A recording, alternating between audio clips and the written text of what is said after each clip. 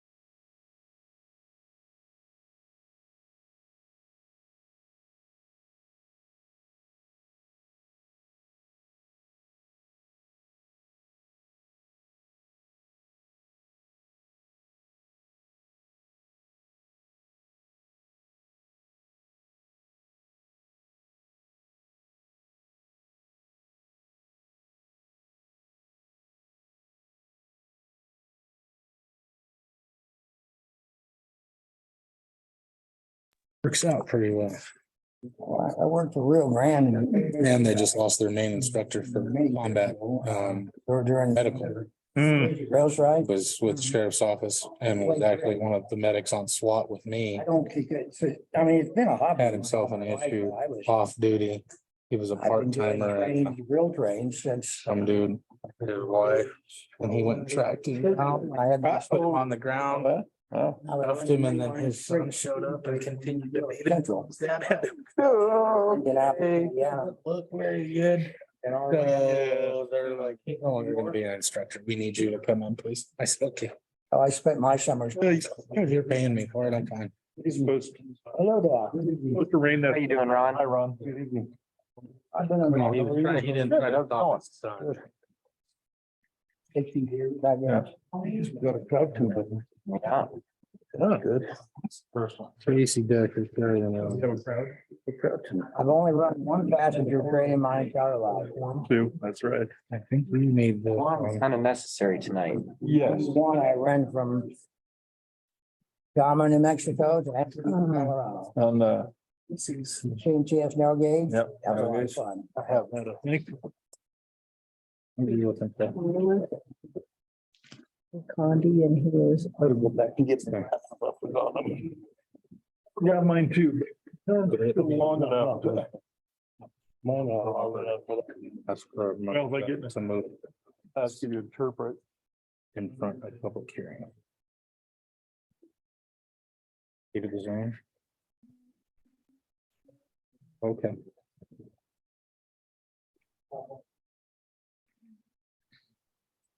Where is it?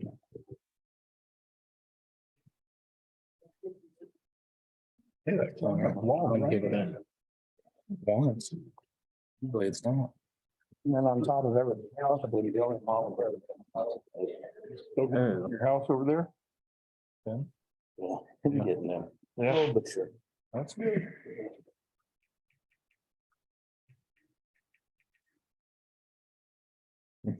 Yes. Plus, when I have nothing better to do, I fire up my microbrewery. Yeah.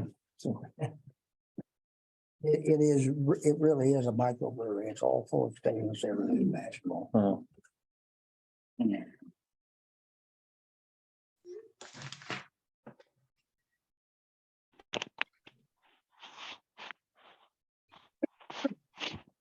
Happened yesterday We're anywhere. gonna get started. Behind me at the meeting. Good evening. Welcome to the May 10th, 2023 meeting of the Planning and Zoning Commission. Avis, will you please call the roll?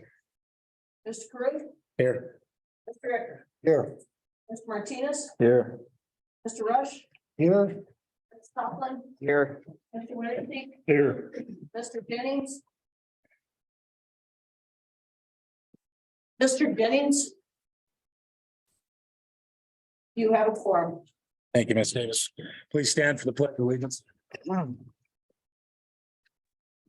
I pledge allegiance to the flag of the United States of America and to the republic for which it stands, one nation under God, indivisible, with liberty and justice for all. Thank you. We have an agenda before us this evening. Does anybody have any changes? The agenda.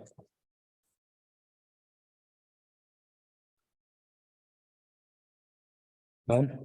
I have a motion to accept tonight's agenda. I move that we accept tonight's agenda. Ms. Davis, can I get a roll call vote on that when you're ready? For clarification, we have a motion by Mr. Winterseek and a second by Mr. Rush for approval of the agenda. Mr. Ecker, Yes. Martinez, Yes. Rush, Yes. Mr. Coughlin, Yes. Mr. Winterseek. Yes. Mr. Carew, Yes. motion passes. Perfect. That brings us to tonight's Planning and Zoning Commission meeting minutes from March 8th and April 12th. Do we have any changes or perhaps a motion to accept the? And just for everybody's clarification, we could not approve the minutes from March 8th. as we did not have enough people to Yes. take a vote on it. And the one that we did have had to abstain. I'll make a motion to approve the planning and zoning meeting minutes from March 8th and April 12th. Second it. Perfect. We have a motion and a second. Ms. Davis, will you call a roll call vote? For clarification, Mr. Coughlin made a motion to accept both March 8th and April 12th minutes of the meetings. Seconded by Mr. Rush. Mr. Martinez, I think I need to abstain since I wasn't here at either of those meetings. Mr. Rush, Yes. Mr. Coughlin, Yes. Mr. Winterseek, Yes. Mr. Carew, Yes. Mr. Ecker. I'll have to abstain. I missed the one meeting in between. Motion passed. So we're doing a little something different this evening. This brings us to the public comments portion of the meeting. This is for the public comments intended for items not already scheduled on the agenda to be discussed. Public comment is limited to 3 minutes per person. When you are called upon, you will be asked to state your full name and address for the record. Public comment is not an interactive question and answer forum, but rather a time for you to state your comments on a particular item or issue. At the 3-minute mark, I will ask that you wrap up your final sentence. At this time, do we have any public comments? Online, email, or in person? Can I ask a question? Yes. Will public comments be limited to what's not on here, on the agenda? Yes, because you'll be able to make your comments on the agenda items at that time. Sir, I'd like to make a comment on the charging station that they put in. the charging station's on tonight's agenda, so we'll get to that part if that's all right with you, sir. That's fine, thank you. Perfect, yep. Anybody online raising a hand or anything? I see no. I think somebody unmuted.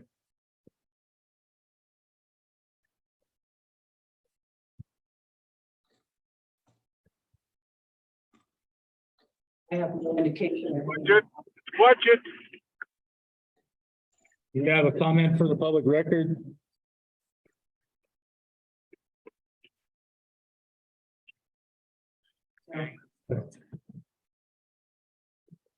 All right, so this evening we have 3 public hearings before us, as well as an informational session in the new business section.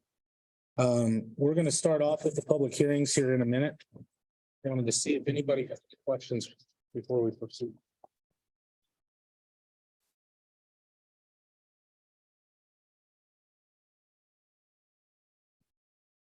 None? Okay. Let me get some little thing here. Time after. Yes. We sure about that. We have to go over between the two. That'd be good. All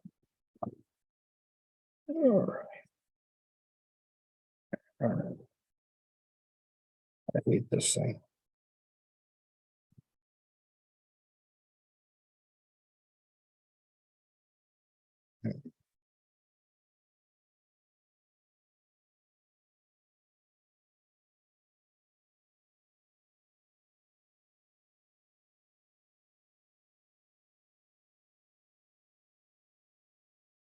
This thing is not complete.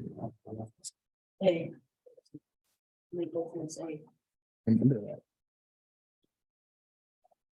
All right. So this brings us to new business. The first item on the list is agenda item 4. And that is public hearing, Stacy Decker on approval resolution 2023 R3 EZ.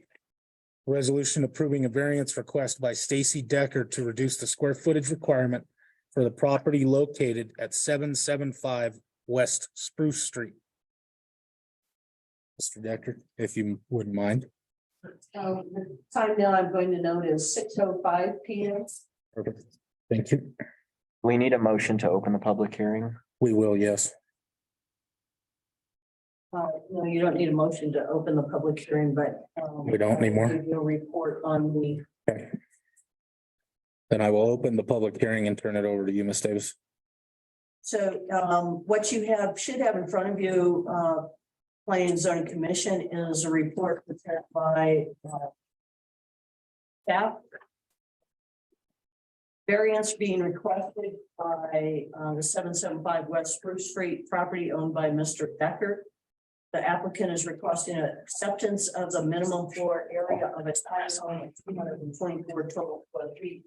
And the minimum of 850 square feet of floor area is required. So the variance is based upon his 4 square foot available floor space. He is in an R1 residential. There was some oversight in both the introduction and subsequent installation of this tiny home. I'd like to point out that this tiny home has been installed to all other requirements and specifications as outlined in the ordinance. It is on a permanent foundation. It is attached to all utilities independent of other structure. And it meets the tiny home 4 square foot requirements of 100 to 500 square feet. He certainly complied with all other permitting requirements, has paid all fees, and has met all requirement components, including the was specified. We went through and identified based upon the variance application has to include the following information. This square footage area deprives the applicant of the rights afforded other residential properties allowed in an R1. That is not a consideration. The characteristics of that property that compliance with the provisions. This chapter, special conditions and circumstances, which are peculiar to the land. This tiny home is defined in the municipal code as having a square footage of 100 to 440 square feet of floor space. This requirement is unique to this type of structure and not applicable to other residential structures in the same district, so it is unique. The reduction of the minimum requirements of the chapter, which would be necessary to permit the proposed use or construction. The variance requires reduction from 850 square feet of floor space down to 224. That's also been identified in this variance request.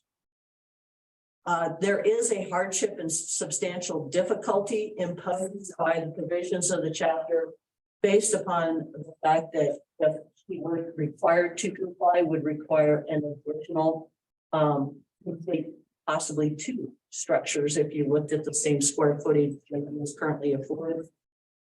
The granting of the variance will not confer on the applicant any special privilege. This variance does not confer that special privilege.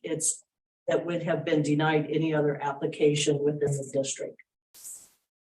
The circumstances found to constitute a hardship either were not created by the owner or were in existence at the time of the passage.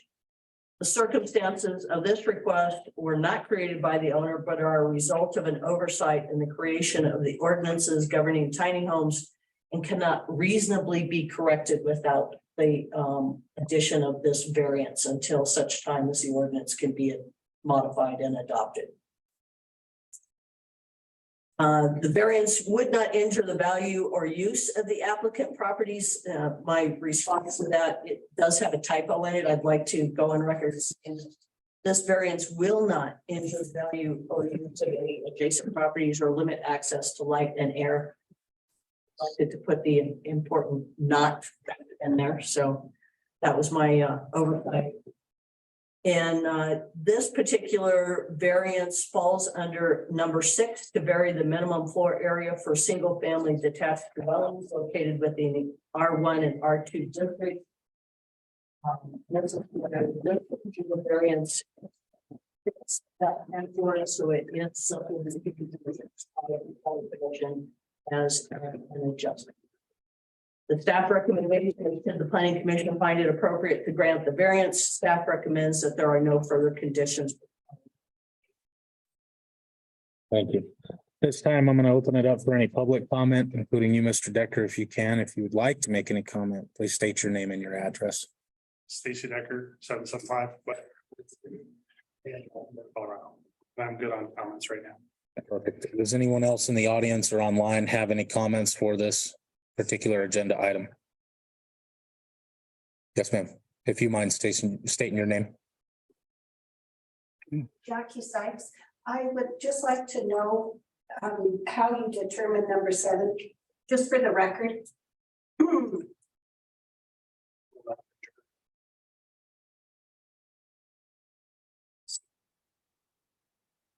So it will not injure the value or use of the adjacent properties to prevent the proper access of light and air to such properties. The height of the structure does not limit light and air, and the assessed value of the property will not deter from the other values within the area.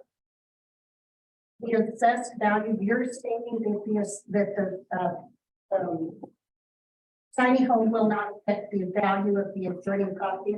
You're stating. Yes, ma'am. And you determine that how? Based upon the other studies that have been done in tiny home applications throughout the United States. Okay, thank you.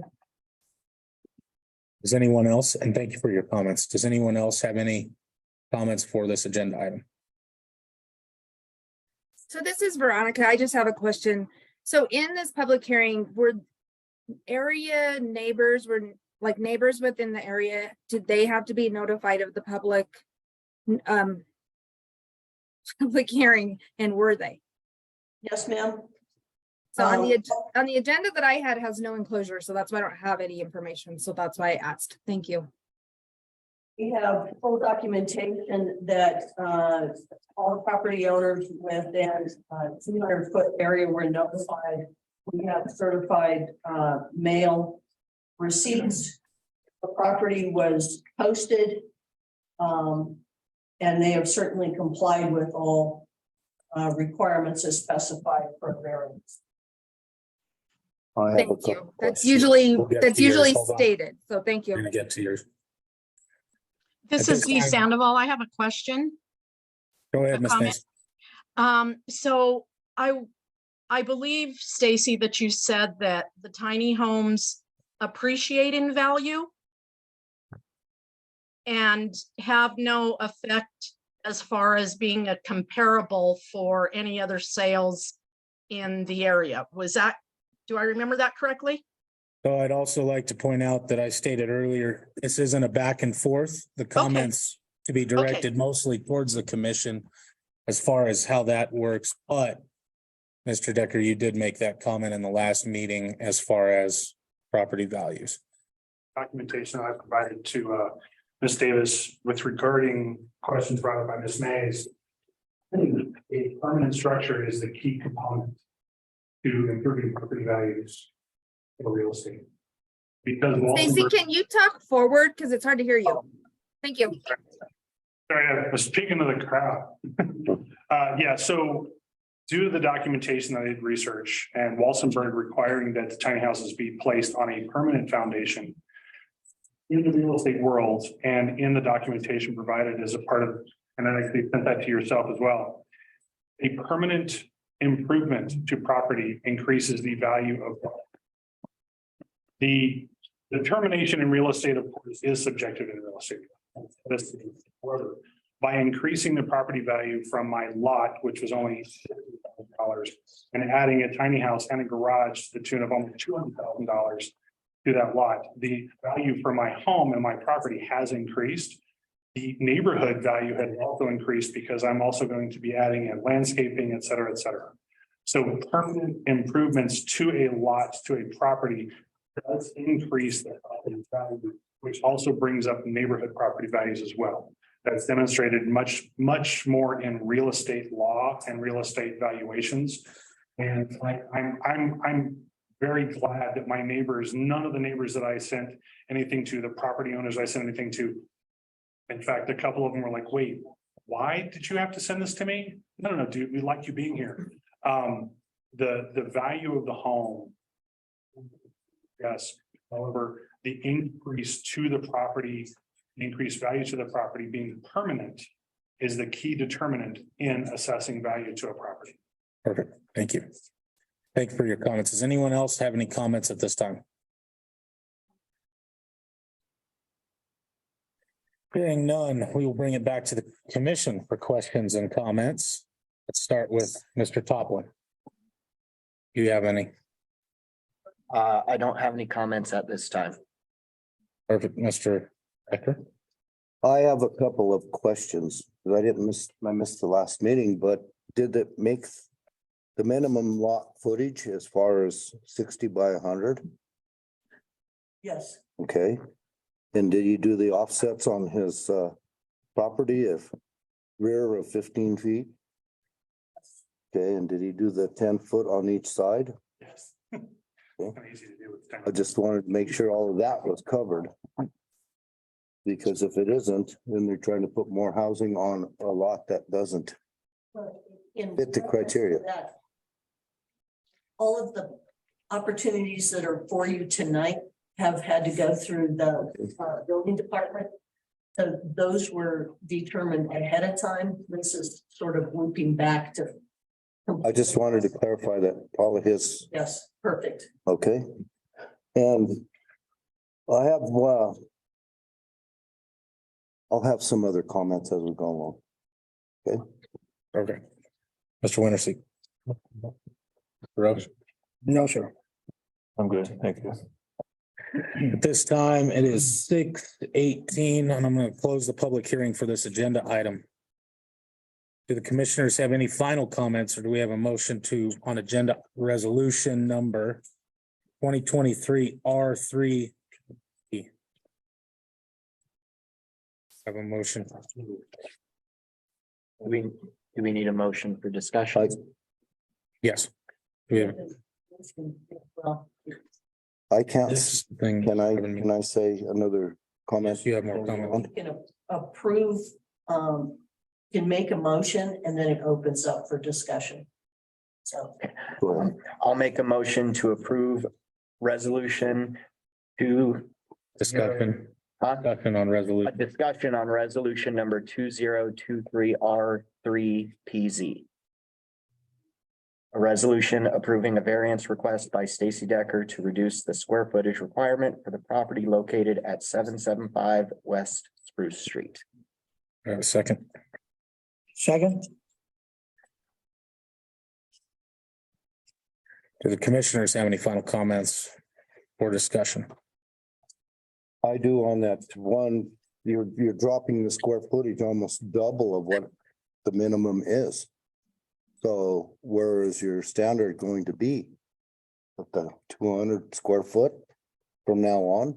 We haven't changed that within ordinance. These are just special use variances. Right, the ordinance still applies for any residential property. The exception is the tiny home because of the minimum requirements that are minimum and maximum requirements established for the definition of a tiny Right. home. That's why I'm reflecting back on that. Right, so a variance for a conventional residential property is still the same at the 800 plus square foot floor space.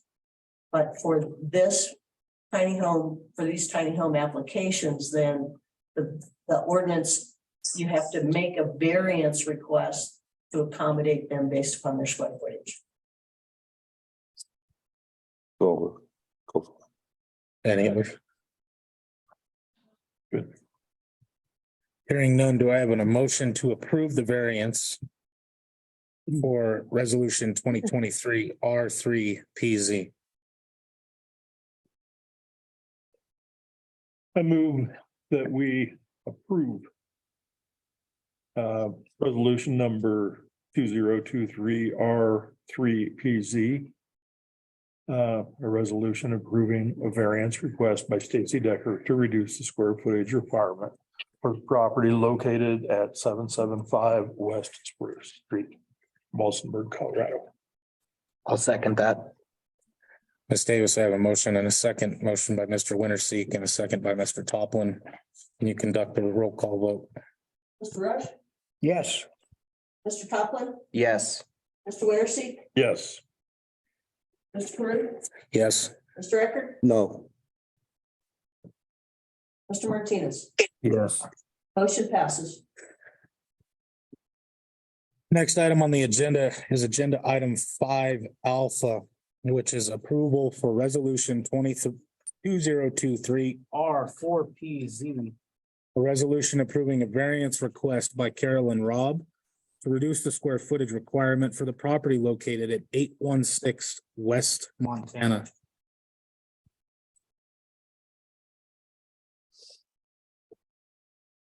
The time is now 6:23 PM, and I will open the public hearing and turn it over to Ms. Davis for a report. So again, Commission, what you have in front of you is a variance request to reduce the minimum floor area of a tiny home from 850, which is the minimum is in ordinance, to accommodate the 334. This is for a property at 816 West Montana, Ms. Carolyn. It is an R1 residential area. This property is in compliance with all permitting and fee processes.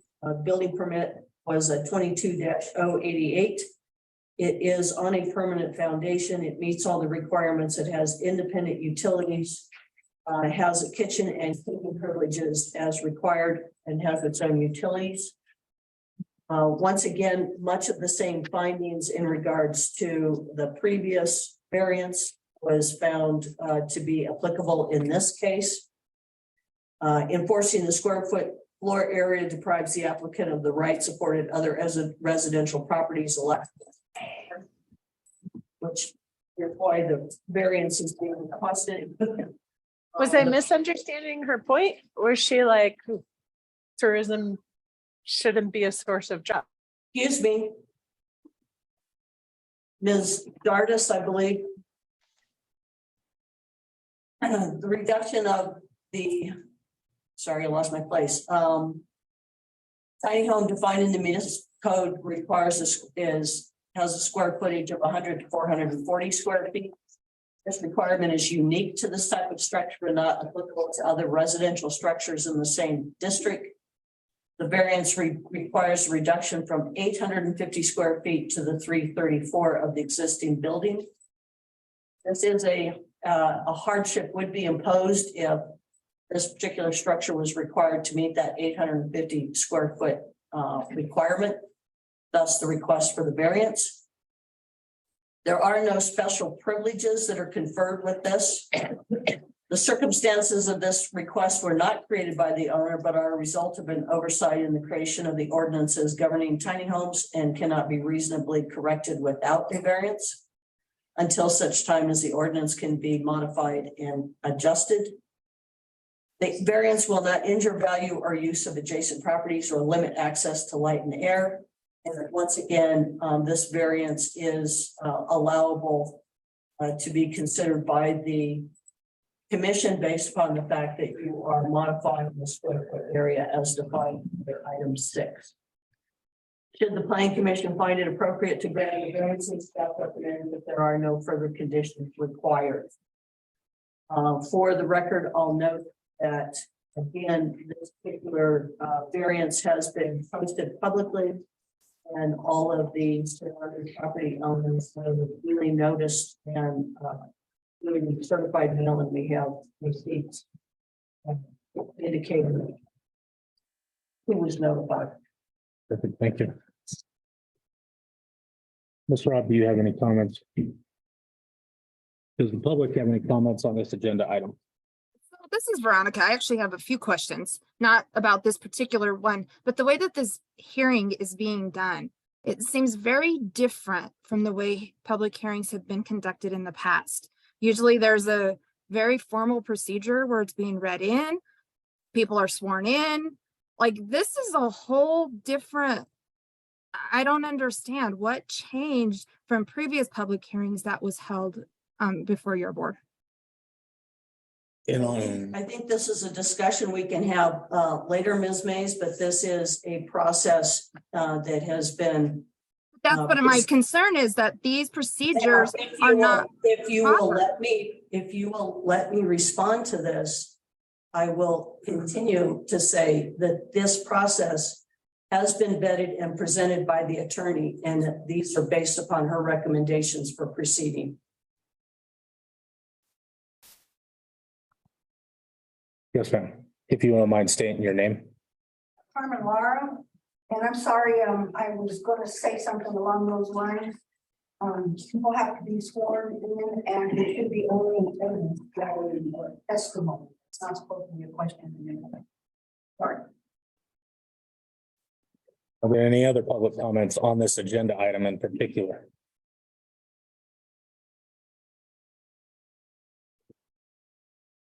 Doesn't appear to be any other public comment on this agenda item, so I'm going to bring it back to the commission yet again. Mr. Toplin, I'm going to start with you. Mr. Decker stated that there was positive feedback from the neighbors that were notified. Ms. Rob, was there any negative or positive feedback you received from neighbors who had been notified? No negative. I'm fortunate in that I live in a very nice, welcoming neighborhood. That's all my comments. Mr. Decker. In issuing the building permit to have it placed, was it platted out with the amount of square footage at that present time? Yes. Then why is it needed variance? The variance is required because Unfortunately, when the building permit was allowed and issued, the aspect of identifying the square footage in view of the ordinance was overlooked. So this is necessary to correct oversight by the city and their processes. It is not detrimental to these people in particular. We're cleaning up our paperwork. I understand that, but when you submit a building permit to build a facility or a building, all of that is required before it is started. If you don't mind, Ms. Davis. So the building permit that was issued, so tiny homes are brought in on axles, obviously. Right. Similar to a manufactured home or a conventional home. It was identified and that paperwork was in your packet with the building permit. It was identified with the plat. It was identified as having the square footage and where it sat. And that building permit was then issued based upon the square footage of the tiny home, based upon the plat and the location of it. I'm just asking questions. I understand. All I want is a definite answer. Thank you. Mr. Wintersee.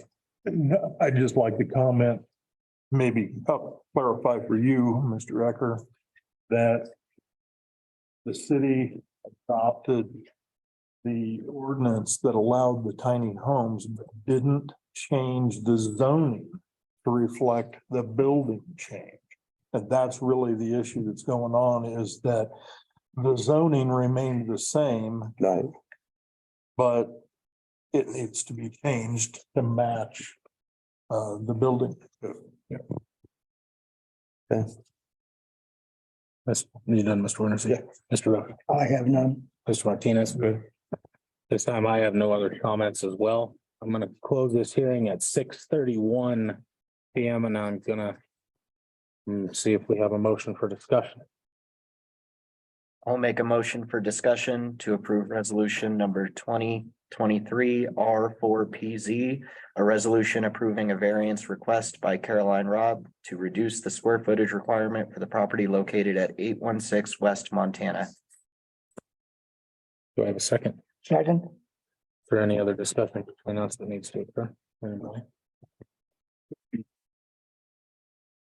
Hearing none, do I have a motion to approve said resolution? I will make a motion to approve resolution number 2023 R4PZ, a resolution approving the variance request by Caroline Robb to reduce the square footage requirement for the property located at 816 West Montana. Do I have a second? Second. Ms. Davis, I have a motion by Mr. Toplin and a second by Mr. Roche. Can I get a roll call vote? Mr. Poplar, Yes. Mr. Wintersee, Yes. Mr. Carew, Yes. Director, No. Mr. Martinez, Yes. Mr. Rush. Yes. Motion passes. Thank you. Next agenda item is agenda item 6 alpha. Approval for resolution on 2023 R5PZ. Resolution approving a variance request by Rivian LLC to reduce the setback for part of 801 Walsen Avenue. We have Ms. Williams on. Yes, we do have, Ms. Williams, is there anyone else, in attendance besides yourself this evening that you would like to, testify? Matt Lang is also Rivian on this call. Thank you, ma'am. Ms. Williams and Mr. Lane, do you have a presentation you'd like to make before I open it for public comment? We do not. At this time, is there any comment from the public? This agenda item. What's that? Oh, You need to go. all right. Time is now 6:33 and I will, one second, sir. And I will open the public hearing and turn it over to Ms. Davis for her presentation. And then I'll get to you, sir. Thank you, Commission. The applicant is requesting the opportunity to encroach onto city-owned property for the purpose of placing electric charging stations and related equipment and battery storage. The request is for a variance from the required minimum side and rear yard requirements of not less than 10 feet on each side of the lot where the chargers are placed to within 5 feet of the existing right-of-way. This is a C1 commercial neighborhood and tourist zone district. The introduction and subsequent installation of the DCFC dispensers, power cabinets, switchgear, utility transformers, and other associated equipment is intended to provide charging capability to eco-friendly vehicles in the area. There are no proposed changes to existing buildings or structures, and is intended to have little impact on existing traffic or parking patterns. The variance application did contain the following information, that this, as well as such additional information as prescribed by the rule of the board. In addition to the vehicle charging stations and associated existing structures, nothing else in there that. The setback variances will allow for the introduction of the equipment without adversely affecting existing properties. The variance requires a reduction from the side and back setback requirement of not less than 10 feet on each yard to an encroachment of not more than 5 feet within the right-of-way. The practical difficulty or particular hardship would result if said particular provisions of this chapter were applied.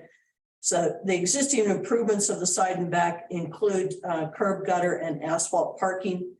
Without the variance of the existing structures would have to be removed and the available parking and existing roadway modified to accommodate those chargers. This particular variance does not confer any privileges denied any other application within the district. The variance will not injure value or use of any adjacent properties or limit access to light and air.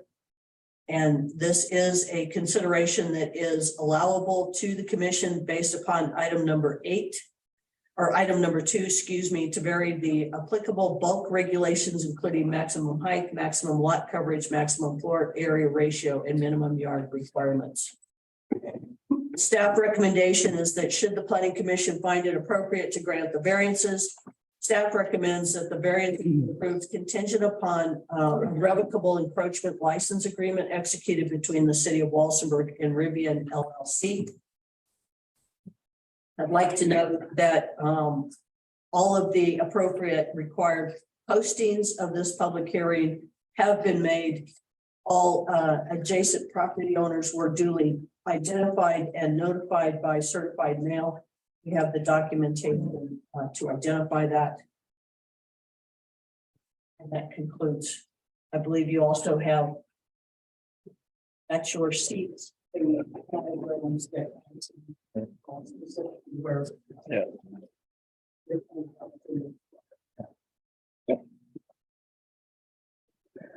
At this time, I'll open it up for public comment. And sir, if you don't mind, can you state your name and your address? I know you wanted to make a comment. My name is Michael Kennedy. I'm at 208 Pine Street. Yeah. In Walsenburg, Colorado. I just found just a short list of concerns. I'm not opposed or against it. This is just my concern. Yes, sir. No, one is it a good idea to have that right across the street from the new school that they're building. 2, how long does it take to recharge a vehicle, and what are them people gonna do while they're waiting for the vehicle to charge? 3, how much traffic is gonna increase around that neighborhood where they're gonna put it? I got an idea where they're gonna put it right across the street. On the side of Albert, they're gonna put it on the east side in that little green patch. There, I believe. Where it's located, sir, is right on the south end of the parking lot. First choice. Thank you for reminding me. So it's in that parking lot on the south end where the U-Haul is currently located. Yeah, It's right in that parking lot. where they gonna put it, where I'm not thinking they're gonna put it. Okay. It's gonna be right along that edge of the parking lot, right in that parking lot. And then, how much noise is that gonna, extra noise is that gonna create? Is it gonna have their own generator or is that gonna come off the power lines? I'm not sure, sir. The hours, the operations, that gonna be the same hours that the store is running? I believe it's 24 hours, like similar to a gas station or convenience store. And sir, I think I can answer questions? Yes. I think we might have an opportunity to have Rivian actually. I was gonna answer a I question. just wanted him to get his. I was gonna answer a question not related to Rivian. You were concerned about the place being right across the street from the new school. I'm a teacher at the high school. We only allow seniors off-campus lunch, and sometimes they do go to First Choice Market. I see that a lot. But it's only allowed for upperclassmen. They need to get board approval before they get their off-campus lunch. So there shouldn't be a large number of students leaving campus to go towards First Choice. So I don't foresee it being a problem. No, I take it then they're putting that to the south and not coming to the west. No, sir. That's correct. So they're not gonna put in that little patch of green there. No, sir. They're gonna be in the concrete part to the east of the green. All I'm good with that. right. Are there any other comments on this? Yes, sir. Thank you for your comments. Miss Laura, Would you like to open it up to the owner? I will. I'm gonna let Miss Carmen, Miss Laura and make hers. Carmen Laura, and I was just wondering, a bit of information, and I'm not opposed to this, but there is a presentation on open rent. Thank you. Yes, sir. If you don't mind stating your name and address as well. First name Robert, last name Olson. I want to say that I support the charging station. Perfect. Thank you. Are there any other comments? Hearing none. This time, Miss Williams and Mr. Lane, if you'd like to address any of the questions you've heard. Yes, we're happy to address the concerns regarding charge time. So our chargers are DC fast chargers, meaning that a vehicle can get 140 miles of range in 20 minutes. So that's the perfect amount of time to head into the grocery store, pick up snacks for wherever the customers are headed. When we're talking, and I just want to be very clear, when we're talking about the installation, the plans were provided to show that the charging dispensers will be placed on the lawn, right where the light is, the current light pole in the parking lot. I just want to be clear that is that the green space that was being referred to. And then separate from that, the noise created, there's no generator. We're operating off of a transformer and power cabinets, so minimal noise added.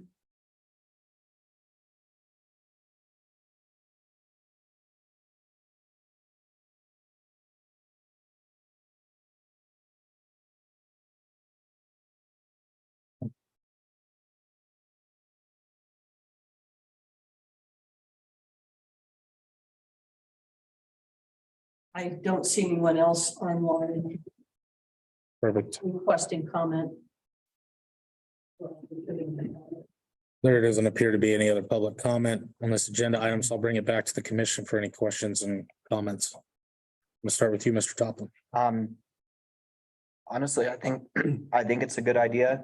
Like Rivian said, takes about 20 minutes to charge. So I think allowing this would give people the opportunity to stop in Walsenburg who normally would not stop in Walsenburg to charge an electric vehicle. It's right next to a grocery store. It could help provide business.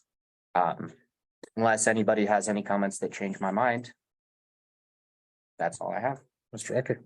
What the future is, all electric cars, trucks. Sure. We gotta have facilities. Yes, sir. Mr. Wintersee. Nothing. Nothing. Mr. Roche. Nothing. Mr. Martinez. Nothing. I have one question mostly for Ms. Williams. So looking at this plat map and location, everything that's checked off is that essentially the concrete and paved parking lot directly east of the green space. So I'm just asking for some clarification. I think you said that it was the green space. That is correct. The dispensers will be placed just outside the parcel line and reason being to maximize the existing drive aisle in the parking lot. It's on the south side of the building. On the south side, South side of the building. yes. Okay. Just wanted to ask that for clarification real quick, ma'am. Thank you. At this time, 6:44 PM. Close the public hearing. Are there any final comments from the commission? None. Can I get a motion on agenda item or resolution item, I should say? I'll make the motion. On 2023 R5PZ. Yes, approving the variance for Miss Vivian LLC to reduce the setback for part of 801 Walsen Avenue. I'll second that. Ms. Davis, you have a first for Mr. Ecker. Mr. Toplin, can I get a roll call vote? Yes, sir. Mr. Winterse, Yeah. Mr. Crew, Yes. Mr. Eckert, Yes. Mr. Martinez, Yes. Mr. Rush, Yes. Mr. Copeland. Yes. Motion passes. Perfect. At this time, that concludes all the public hearings we have. Next item on the agenda is the review of the Loma Vista project. I do believe we have a few people. I know Mr. Davis here, right? And do we have anyone else online, Ms. Davis? I think joining us online is Mr. Williams.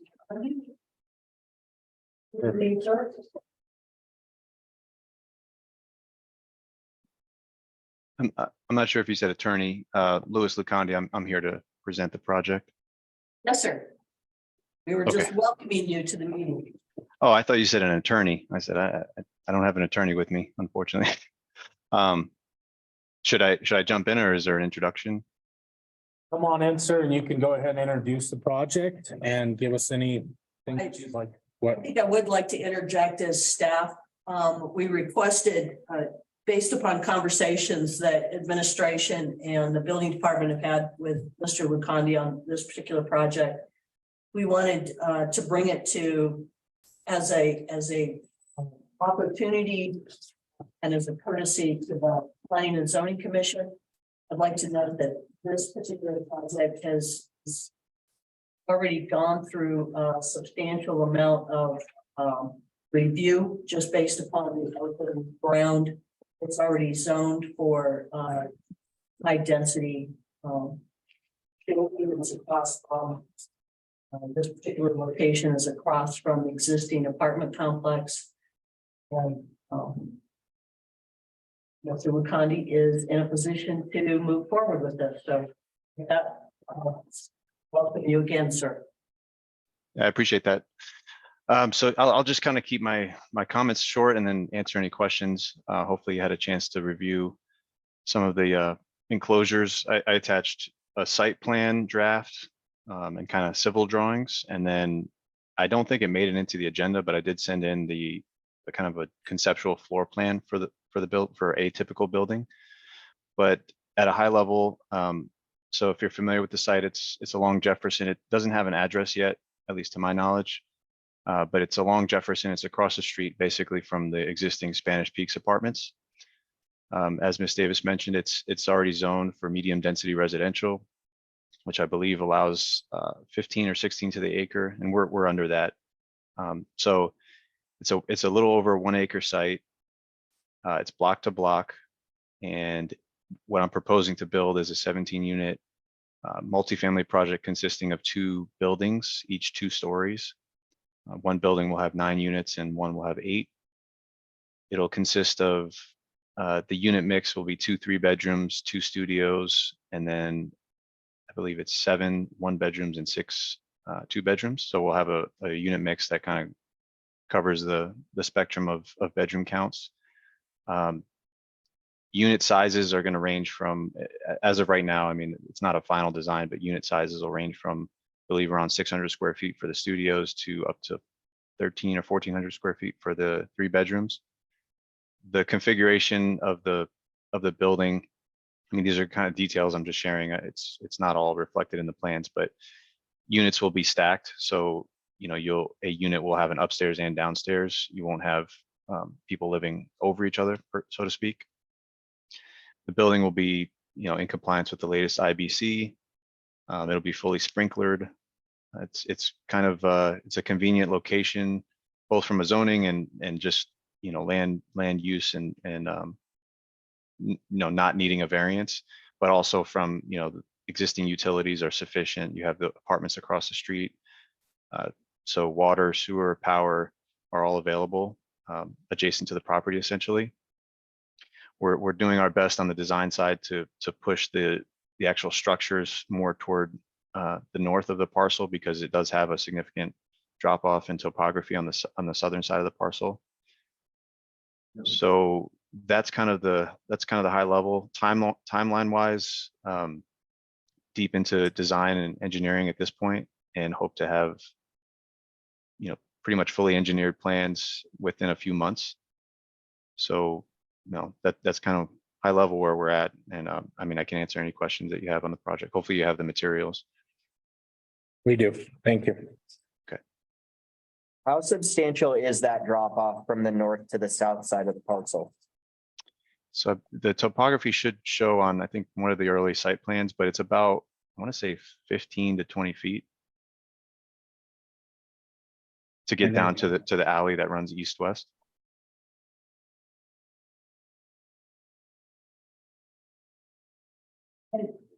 How are you proposing to hold that slope? So the building foundations themselves will be, you know, well far enough away from that, but we do have an on-site detention requirement because it's over an acre. So if you'll see, I have to pull up the site plan myself, but if you, on one of the earlier pages, you'll see a retaining wall drawn on the western side of the parcel. And the purpose of that wall is really to provide kind of the southern boundary for that detention pond. It's not a structural wall to, you know, maintain the integrity of the foundation. We're going to be well away from any issues there. The foundation will be over excavated. So, I mean, we're doing a full geotechnical and soil study. So that'll all be, you know, engineered. We've had 2 issues in the past. One was parking. The other one was drainage by the neighbors down below. And do we get to say anything about this, or is this a done deal? This has been changed since the last one. But when we can have a public hearing so that we can.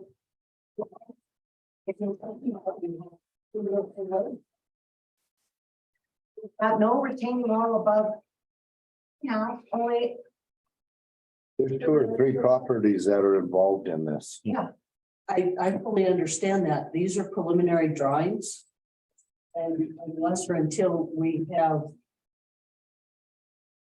So I think what people need to understand is that from a zoning standpoint, the approval or the non-approval of this is not necessarily open to public comment because it's private property and is zoned accordingly.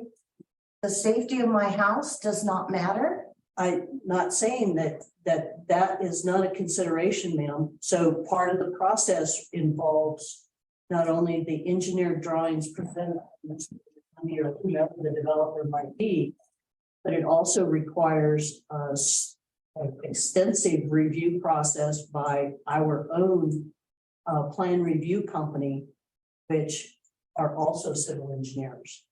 So it's the responsibility of the city to look out for any other accompanying property owners that might be affected by this. Yes, and I'm saying, at what point are those property owners allowed to say something about the existing problems But this is only going to exacerbate. Well, I think the city's aware of some of those, but if you would like to make those concerns and put it in a formal, email to me, I'd be more than happy to accept those and be able to pass those on to Mr. Wakandi, but also. Ms. Davis, Yes, sir. in the other proposal we had about 6 months ago, they were wanting to vacate an alley for more parking on one of those blocks. So I think that's a different project. Yeah, I think it is a different. It is a different project. That's not. Okay, well, it's the same outfit though, the same Well, not- Loma Vista. no, but this particular project is not reflected by that other. All right, I'm just saying. I'm just wanting to know because I want clarification before we even discuss more. So Ms. Davis, this is Veronica Mays. So on the plans that are presented for this specific project, it is clearly shown on their vacated alley. I do not recall when we did rezoning for that area that we vacated that alley between those two lots. So why are these plans showing vacated alley? Because the plans were, what you need to understand is that most of the vacation of both the streets and the alleys in that area were done in the 70s. This particular property has a title insurance policy as well as a deed that identifies that vacated alley, when it was sold originally from the hospital district to a party who purchased it out of Pueblo, that it included the entire, sorry, I've got a really bad cold, that it included the alley. From the city standpoint, we have not been able to identify at what point that alley was vacated. I'm guessing it was at some point when the hospital was built. So ordinance 594 in 1970, when they vacated the alleys when the hospital was being put in, it clearly states north of Indiana. That ordinance does not say anything about south of Indiana. No, but what I'm saying, ma'am, is we haven't identified, but it's clearly appears in deeds from the hospital district from the early 90s that occurred. So we are working, we being the city of Walsenburg staff are working with the title company to try to identify. We've been able to find all other ordinances that vacated those. We're trying to identify, but obviously when this changed hands multiple times and the title insurance was presented, it was with that vacated alley. So I'm just telling you what we know. So what happens if you can't find the ordinance that vacated that alley? We have the title insurance and the deeds in which we have to go from.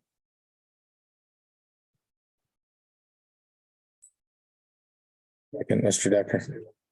Does not show, it shows R0. The zoning map hasn't been updated since it's rezoned. I think for public comment, we need to have that.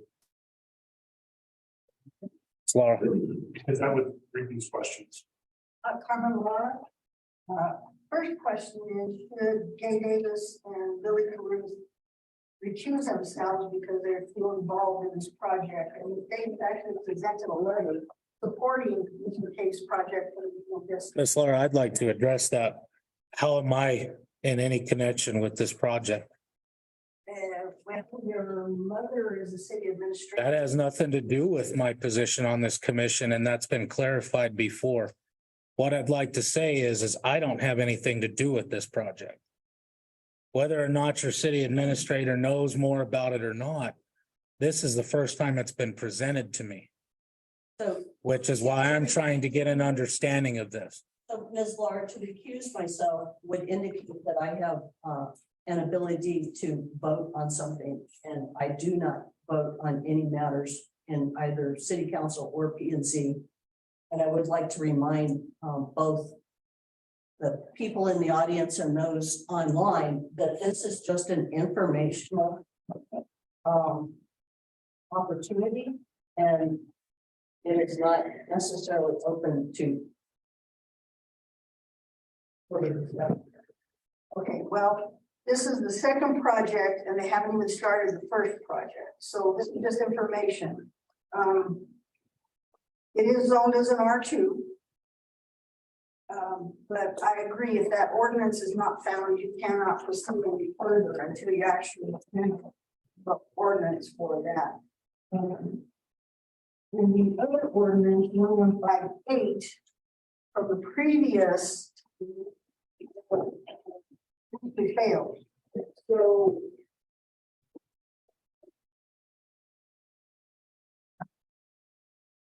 Is it, where to clarify that it is R2? Is it in the any codes or something? Because ordinance 1159. ordinances only apply if they're passed. The municipal code, as it's fully defined, is what covers those. Do we have a current map or something called defined with? So the city has not updated ordinance number 1159, an ordinance amending the city zoning district map, rezoning certain property from an RO zoning district to an R2 zoning district. That's ordinance number 1159. That one was passed out in the news code. That one was passed. Yes, it was passed and signed as of October 5th, 2021.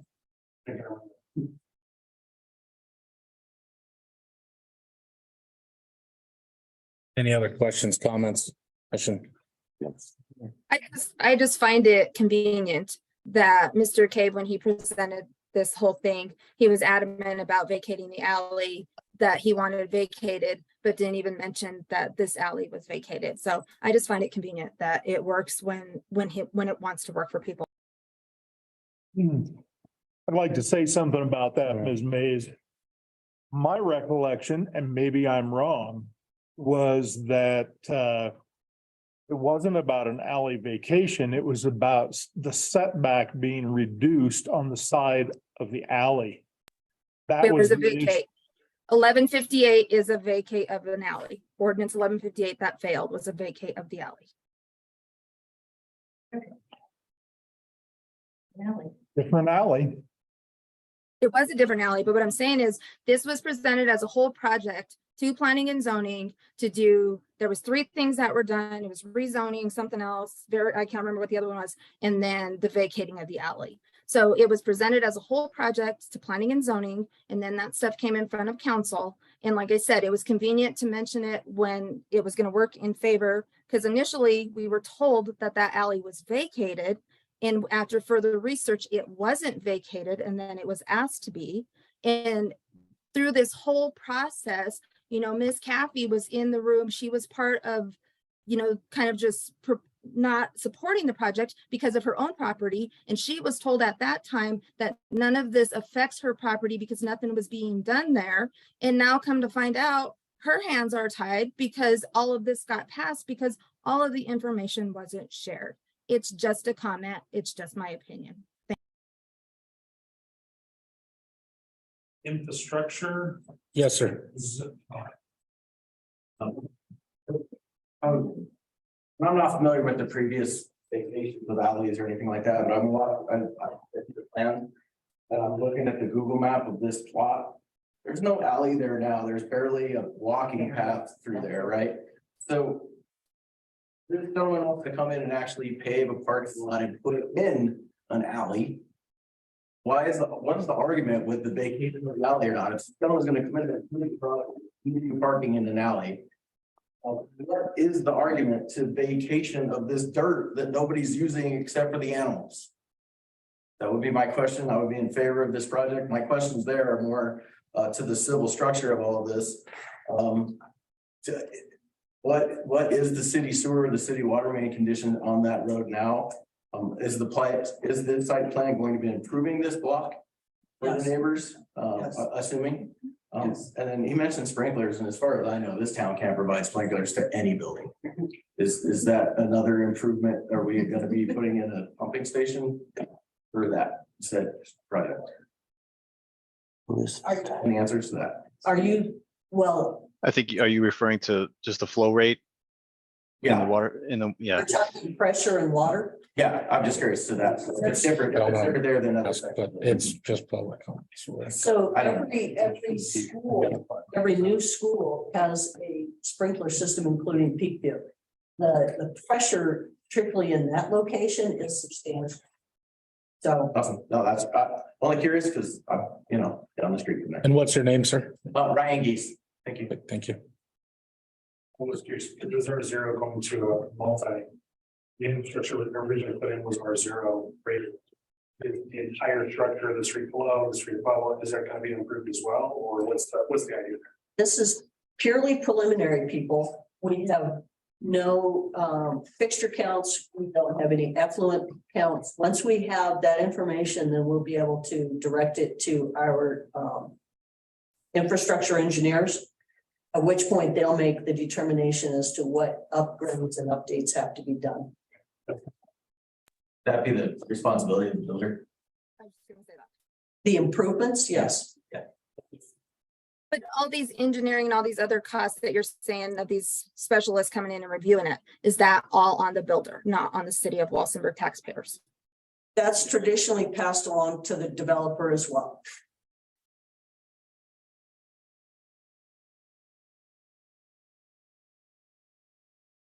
Any other questions? Comments?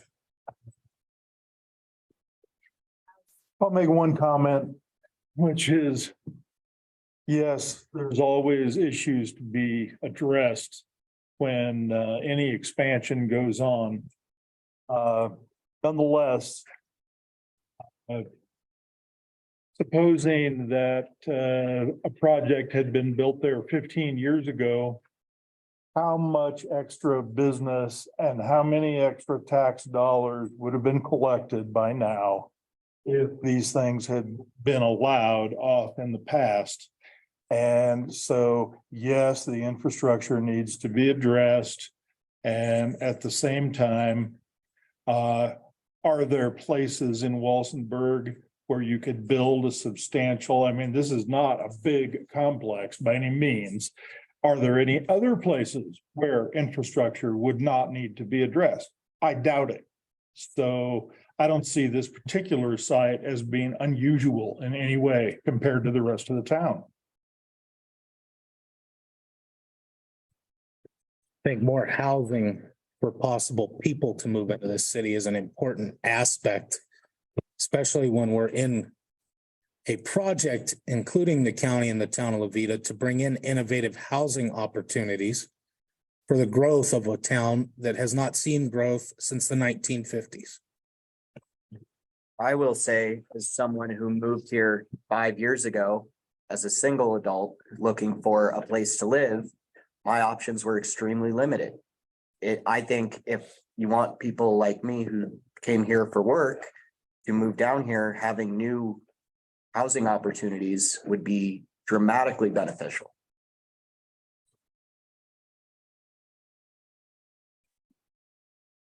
There's no other comments. Next item on the agenda is going to be yes. From the report that Mr. Cave provided on September 2021, there were some drainage concepts. Stormwater will be conveyed by surface flow generally southeasterly and southerly to Jefferson Street, where that could be.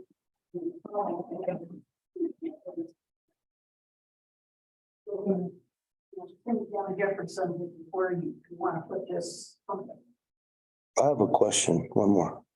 Are these structures going to be sold? Are they apartment rentals or what is this going to be? It's an apartment. It's a for rent project. It won't be condo for sale. All right. Any others? None. Next item on the agenda is the P and Z board members' reports, comments, directions. Any members have anything they'd like to report? Mr. Rush, I'm going to start with you. Actually, not much. I've made no headway with regards to Hendon Crossing. Was hoping you'd have a different report. No, I don't have anything else. All right. Anybody else? I don't know if anybody's seen the structure of the new school going up yet, but it is, Beautiful. they're finally putting up the side paneling. Yep. They're putting up insulation around the gym area. They, from the last meeting I went to, it looks like they're on track to finish the building before the first of the year of 2024. So I'm hoping I can move into my new classroom in January. So coming along. Coming along. I just have a little information about tiny homes. What the project and why Walsenburg and P and Z really wanted and was focused on is we are short of rentals and properties.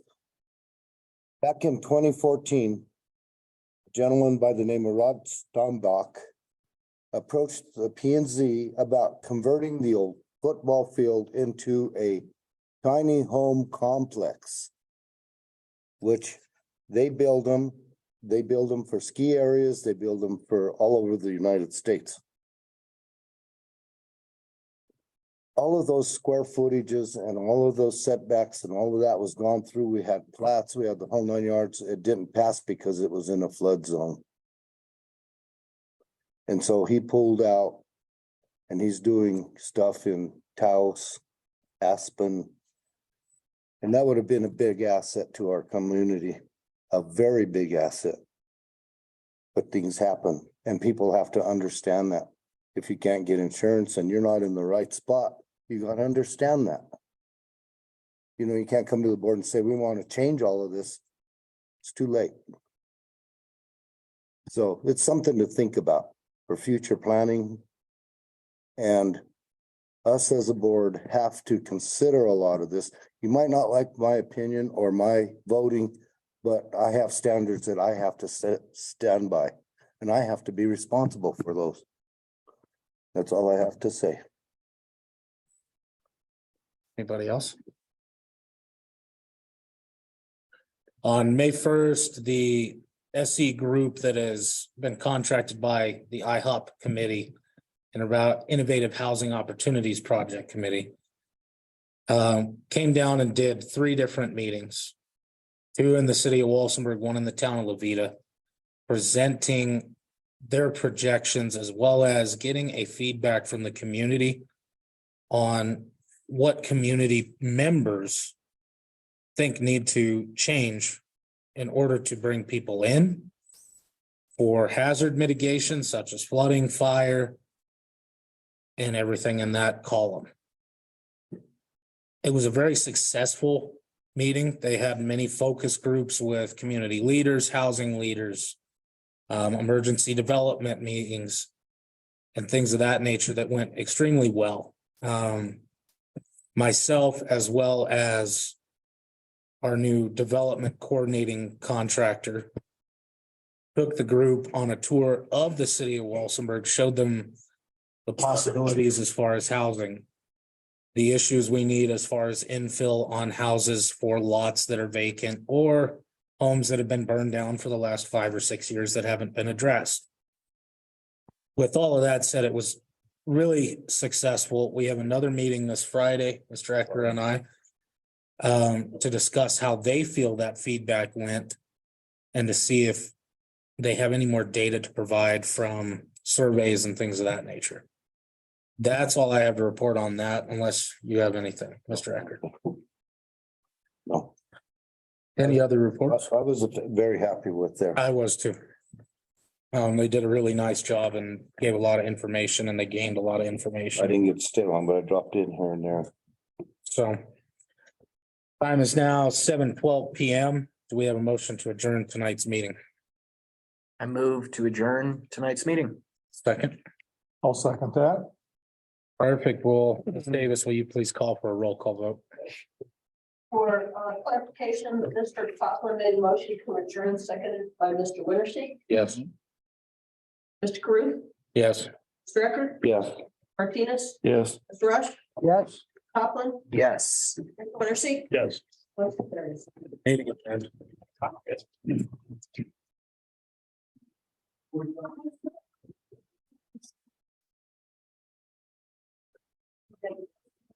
I can't see.